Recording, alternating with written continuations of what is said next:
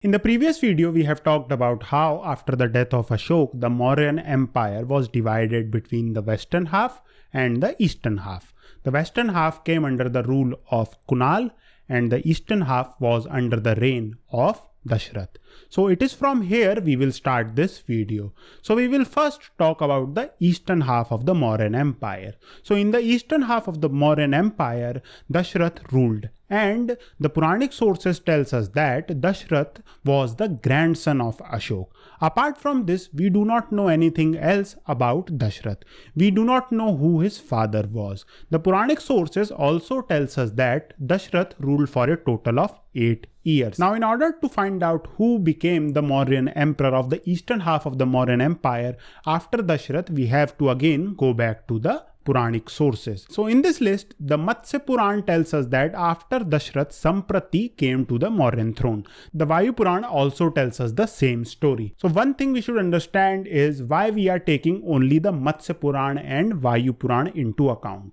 So we are using only the Matsya Puran and Vayu Puran because when we look at the Buddhist sources, we find that the first name which appears is Sampadi.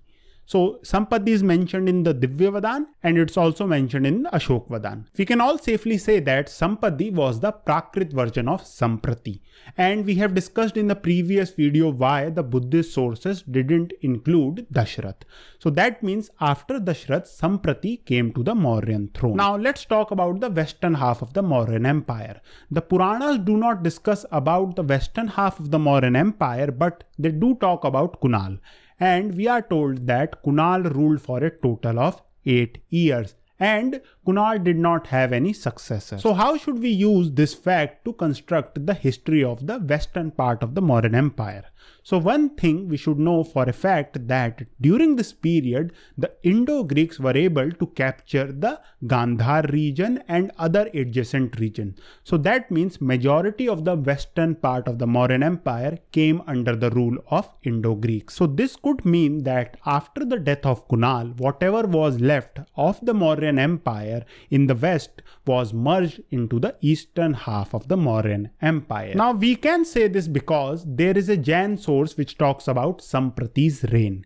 And we are told that Samprati ruled from two capitals. The first was the ancestral capital of the Mauryans, which was Patliputra, and the second capital of Samprati was Ujjain. So this means that during Samprati's reign, majority of the western part of the Mauryan Empire was lost and Samprati had to rule from Ujjain. So why Ujjain became the second capital of the Mauryan Empire? Earlier we have discussed how most of the western part of the Mauryan Empire came under the rule of Indo-Greek. And in order to protect the eastern half of the Mauryan Empire from the frequent incursions of the Indo-Greeks, Ujjain was chosen as the second capital of the Mauryan Empire. We are told that Samprati ruled for a total of 9 years. And to know who came after Samprati, we have to again go back to the Puranic list. So if we look at the Vayu Puran and the Vishnu Puran, we are told that Shalishuk became the ruler after the death of Samprati.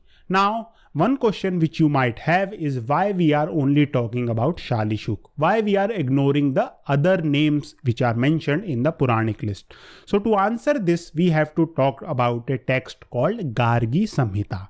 Gargi Samhita is an astrological work, and in it we are told that Shalishuk was a unjust ruler and he oppressed his people. So the fact that the name of Shalishuk, who was the Mauryan emperor, appears in an astrological work tells us that Shalishuk was a real personality, and that is how we can say that after Samprati, Shalishuk came to the Mauryan throne. Now the Puranas tells us that Shalishuk ruled for a total of 13 years. So who came after Shalishuk? So it becomes quite difficult to know who came after Shalishuk. But what we can do is we know that Dashrath ruled for a total of 8 years and Samprati ruled for a total of 9 years. And we have discussed Shalishuk's reign lasted for 13 years. So this means the 3 Mauryan emperors who came after Ashok ruled for a total of 30 years. Now, if we go back to the Puranic list, we find that in every Puranic list, the last name Brihadrat is similar in all the list, but when it comes to the second last name, in Matsya, Vishnu and Vayu Puran, the name Shatadhanvan is mentioned. But in Vayu and Brahmanda Puran, the name Shatadhanush is mentioned. So most scholars believe that the name Shatadhanush and Shatadhanvan are the same. So that means the last 2 Mauryan emperors were Shatadhanvan and Brihadrat. Now if we add up the reign of Shatadhanvan and Brihadrat, we get 15 years because Shatadhanvan ruled for a total of 8 years and Brihadrat ruled for a total of 7 years. Earlier we have calculated the reign of the first 3 Mauryan emperors who came after Ashok, and it was 30 years. And we know that the last 2 Mauryan emperors ruled for a total of 15 years. That means the first 3 Mauryan emperors who came after Ashok and the last 2 Mauryan emperors ruled for a total of 45 years. Now, if we subtract this number by the total reign of the later Mauryans, we get 7 years. That means there is a ruler who reigned for 7 years. And we have to find who this ruler was. Now what is interesting is that in the Vayu Puran, we are told that after Shalishuk, only 2 Mauryan emperors reigned for 7 years. The first was Brihadrat. And we know that Brihadrat was the last Mauryan emperor. So we will keep him aside. And the second Mauryan emperor which is mentioned is Devavarman. Devavarman was the only ruler between Shalishuk and Brihadrat who reigned for 7 years. So finally we have this list. After Ashok, Dashrath came to the Mauryan throne and he lasted for 8 years. And after Dashrath, Samprati ascended the Mauryan throne and he ruled for 9 years. And after Samprati, Shalishuk came to the Mauryan throne and his reign lasted for 13 years. And after Shalishuk, we have discussed Devavarman ruled for 7 years.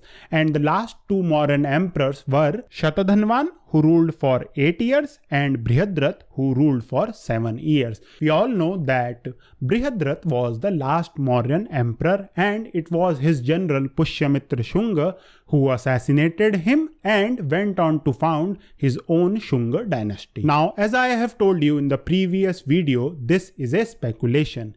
We have prepared the list of the later Mauryan emperors based on the limited sources which we presently have. If in future new evidence can come up which are related to the later Mauryan emperors, this list could potentially change. So we should always keep this in mind. Now, if you want to know more about the Mauryan Empire, consider watching this playlist. Thank you for watching.